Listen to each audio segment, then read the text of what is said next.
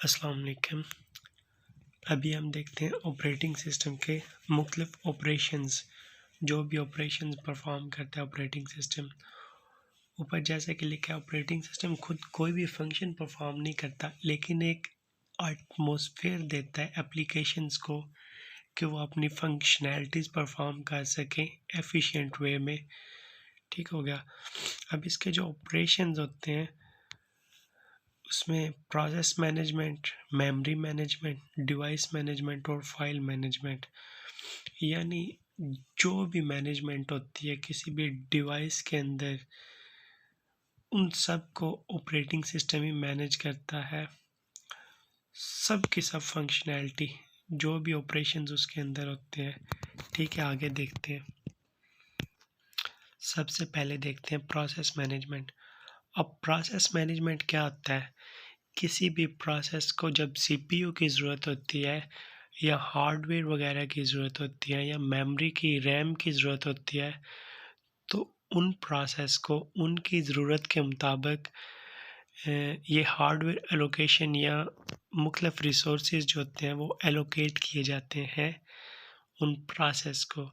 इसको कहते हैं प्रोसेस मैनेजमेंट।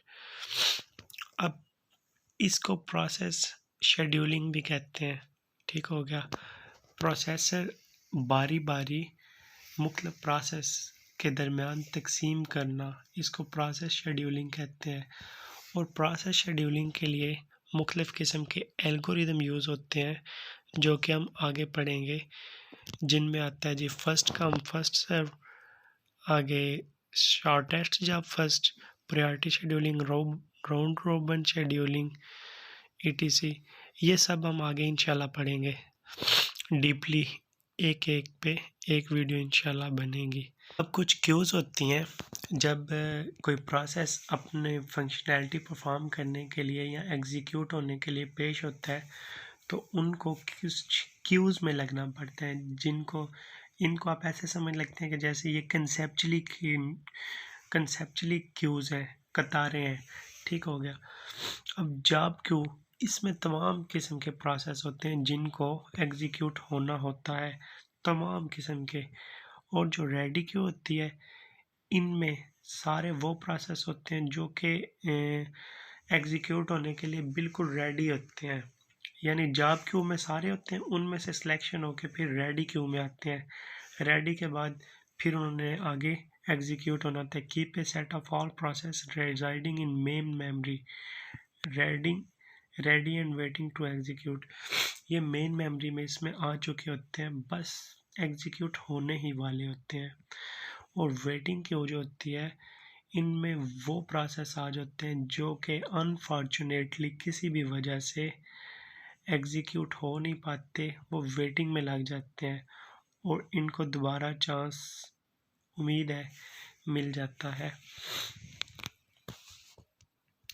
इनके वेटिंग में लगने की जो बेसिक वजह यही होती है कि इनपुट आउटपुट डिवाइसेस की ज़रूरत होती है इनको अपनी फंक्शनैलिटी को परफॉर्म करने के लिए। तो जब तक इनको इनपुट आउटपुट डिवाइस नहीं मिल जाती, उनके ज़रिए हम इनको इनपुट आउटपुट नहीं देते, ये आगे फिर तब तक एग्जीक्यूट नहीं होती हैं। अब सेकंड मोस्ट इम्पोर्टेंट जो ऑपरेशन है ऑपरेटिंग सिस्टम का, वो है मेमोरी मैनेजमेंट। मेमोरी को कैसे मैनेज करना है? मेमोरी मैनेजमेंट के लिए कुछ एल्गोरिदम भी यूज़ होते हैं, जिनमें best fit, first fit and roast fit algorithm है, जिनको हम इंशाअल्लाह ताला नेक्स्ट लेक्चर में इंशाअल्लाह अल्लाह ने चाहा तो पढ़ेंगे। और इसमें सारा कुछ रिकॉर्ड रखा जाता है कि किस प्रोसेस को कितनी मेमोरी की ज़रूरत है और कब ज़रूरत है। ठीक हो गया। और कौन सा प्रोसेस कितनी मेमोरी यूज़ कर रहा है। इसके अलावा जब कोई भी प्रोसेस टर्मिनेट हो जाता है, तो वो जो आपकी मेमोरी यूज़ कर रहा होता है, उससे वो मेमोरी वापस ले ली जाती है, डी एलोकेशन की जाती है।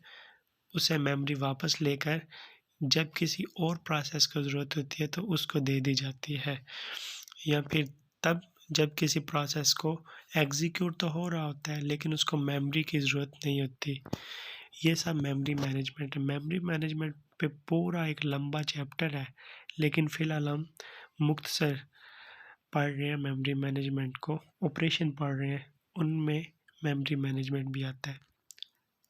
तीसरा मोस्ट इम्पोर्टेंट फंक्शन है या ऑपरेशन है ऑपरेटिंग सिस्टम का, डिवाइस मैनेजमेंट।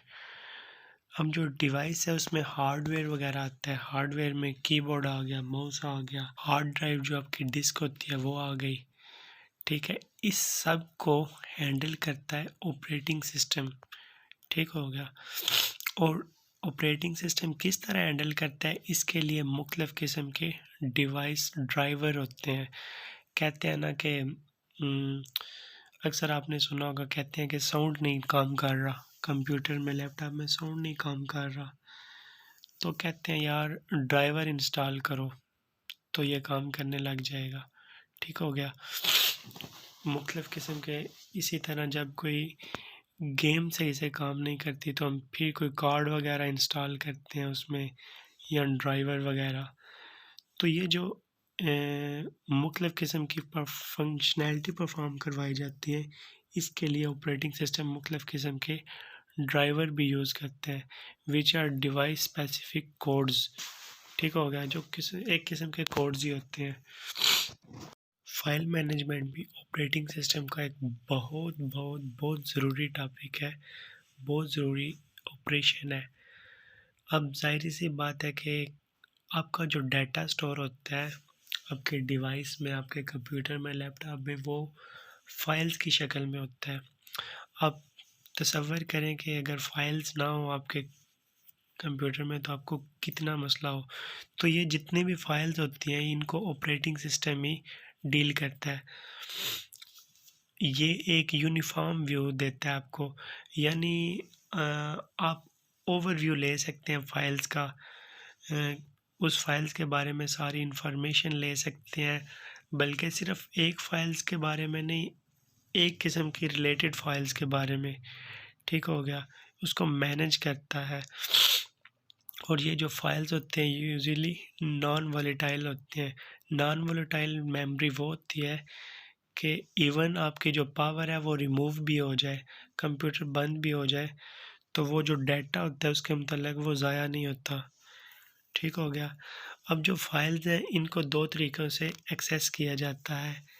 एक होता है सीक्वेंशियल एक्सेस, ये होती है 1 बाय 1, आपने एक फ़ाइल देखी, उसमें मौजूद डाटा को देखा, यूज़ किया, इस्तेमाल किया, उसके बाद आपने उसके बाद वाली फ़ाइल्स को ओपन किया, ठीक है। इसी तरह 1 बाय 1 एक सीक्वेंशियल में, एक लीनियर वे में आप जा रहे होते हैं। और दूसरा तरीका है कि रैंडम एक्सेस यानी डायरेक्ट एक्सेस। इसमें आप किसी भी फ़ाइल के बाद किसी भी अपनी मर्ज़ी की फ़ाइल को एक्सेस कर सकते हैं रैंडम वे में, कोई ख़ास तरतीब नहीं है इसके लिए, ठीक हो गया। लेकिन सीक्वेंशियल में 1 बाय 1 चलना होता है, ठीक हो गया। ये थे जी ऑपरेटिंग सिस्टम के ऑपरेशंस हमने देखे, जिनमें प्रोसेस मैनेजमेंट देखा, मेमोरी मैनेजमेंट देखा, डिवाइस मैनेजमेंट, और एंड पे भी हम देख रहे थे फाइल मैनेजमेंट। इंशाल्लाह मिलते हैं नेक्स्ट। ओके, अल्लाह हाफिज़।